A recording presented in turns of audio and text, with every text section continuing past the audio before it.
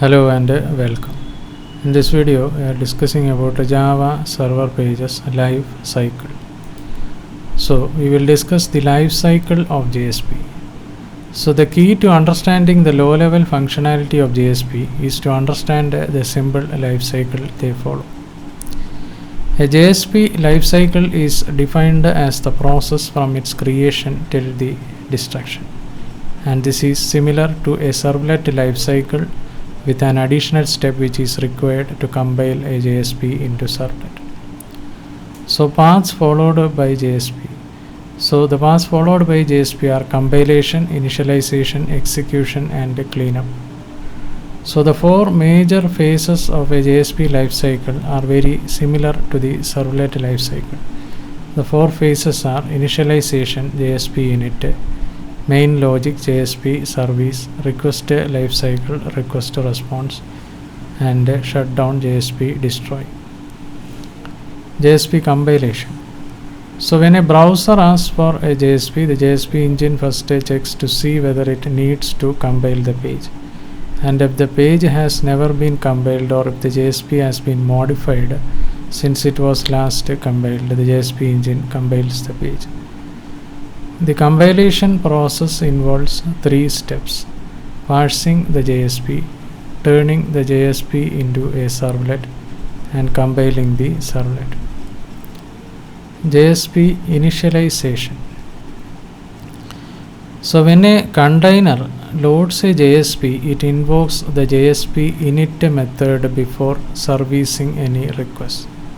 And if you need to perform JSP specific initialization, override the JSP init method, public void JSP init initialization code. Typically, initialization is performed only once, and as with the servlet init method, you generally initialize database connections, open files and create lookup tables in the JSP init method. JSP execution. This phase of the JSP lifecycle represents all interactions with requests until the JSP is destroyed. So whenever a browser requests a JSP and the page has been loaded and initialized, the JSP engine invokes the JSP service method in the JSP. So the JSP service method takes an HTTP servlet request and an HTTP servlet response as its parameters. Void JSP service, HTTP servlet request and HTTP servlet response, then service handling code.